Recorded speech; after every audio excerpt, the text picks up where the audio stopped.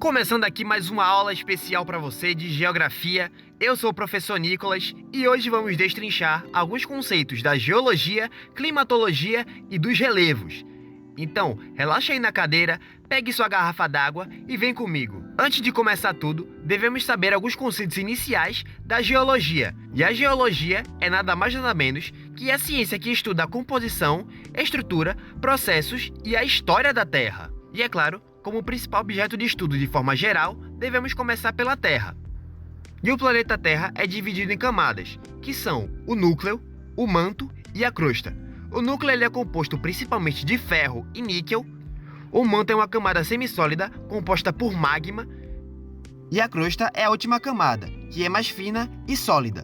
E a superfície da Terra está dividida em placas tectônicas que se movem lentamente.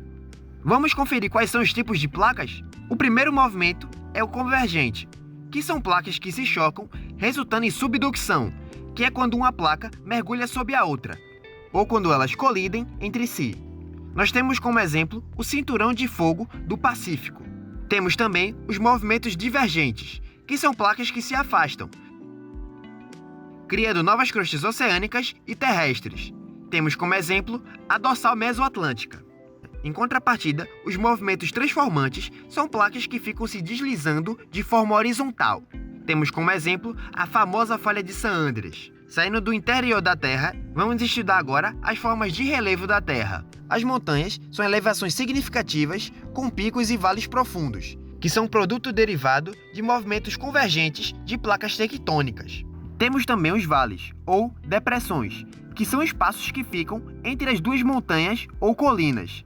E uma coisa que vale se ressaltar é que as depressões nunca irão existir sozinhas, pois elas sempre estarão no meio de duas montanhas ou de dois planaltos, sempre assim no meio, sendo o ponto mais fundo. Temos também as planícies, que são áreas planas com baixa elevação. Planaltos, por sua vez, são superfícies elevadas com topo relativamente plano. E o que moldam tudo isso são os processos de erosão e intemperismo. E o que é o intemperismo? O intemperismo é o processo de desgaste e de quebra das rochas, no local em que estão, sem nenhum movimento. Então, de forma resumida, o intemperismo ele vai quebrando a rocha pela ação do tempo, seja tanto numa forma física, que é no caso o intemperismo físico, ou deixando a rocha de forma oxidada, por assim dizer, no caso do intemperismo químico. E quais são os tipos de intemperismo? Nós temos o intemperismo físico, que é a degradação mecânica das rochas por variações de temperatura, congelamento, expansão e contração. Então vamos usar aqui como exemplo as rochas do sertão. Pelo dia, você possui temperaturas extremamente elevadas, porém na noite elas caem abruptamente as temperaturas. Desse modo, as moléculas que estão presentes na rocha, elas se agrupam e se separam, se agrupam e se separam.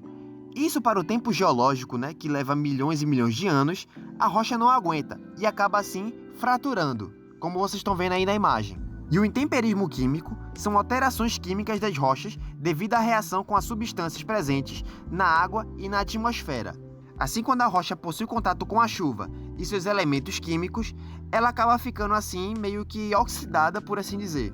Já a erosão é a remoção e transporte de partículas do solo e rochas pela ação de agentes externos, como o vento, água e a própria gravidade. A erosão hídrica é causada pela chuva, pelos rios e pelos oceanos, ou seja, é a ação da água transportando os sedimentos das rochas que foram quebradas pelo intemperismo. A erosão eólica é provocada pelo vento, especialmente em áreas desérticas. Já a erosão glacial é resultante de movimento de geleiras. Saindo do campo físico e indo para o campo atmosférico, vamos estudar alguns conceitos da climatologia.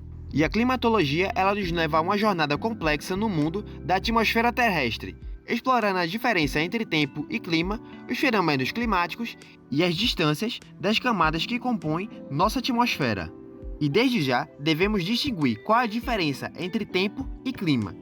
O tempo refere-se às condições imediatas do ambiente, portanto, se está chovendo, se está fazendo muito sol, se está nublado.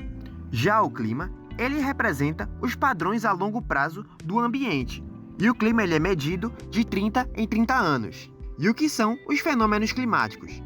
Eles referem-se aos eventos atmosféricos ou oceânicos notáveis e recorrentes que afetam as condições meteorológicas em uma determinada região ou de forma global. Nós temos inicialmente as mais famosas, as chuvas, ou precipitações, que ocorrem quando gotículas de água se condensam nas nuvens e caem para a superfície. Então, em áreas que tem muita praia e muito rio, ocorre a evaporação da água por parte do Sol. As moléculas de hidrogênio, elas sobem para a atmosfera, se acumulam na atmosfera e chega uma hora que ela não aguenta mais sustentar essa água e acaba precipitando elas, assim ocorrendo as chuvas. Os furacões e ciclones são poderosos sistemas de baixa pressão, caracterizados por ventos intensos e chuvas torrenciais. O El Niño é o aquecimento anormal das águas do Pacífico, resultando em mudanças climáticas, como as secas e enchentes. Indo agora para as camadas da atmosfera, nós temos primeiramente a troposfera. E a troposfera é a camada mais próxima da superfície terrestre, onde ocorre a maioria dos fenômenos meteorológicos. A estratosfera, além de abrigar a camada de ozônio, desempenha um papel vital na filtragem da radiação ultravioleta do Sol. A mesosfera, termosfera e exosfera possuem características únicas, como temperaturas extremas, e orbitam os satélites. Tanto a geologia quanto a climatologia possuem nomenclaturas que você deve estar revisando de forma periódica. Portanto, é importante revisar esses temas de forma semanal, pois eles caem bastante no Enem. No mais é isso e até a próxima!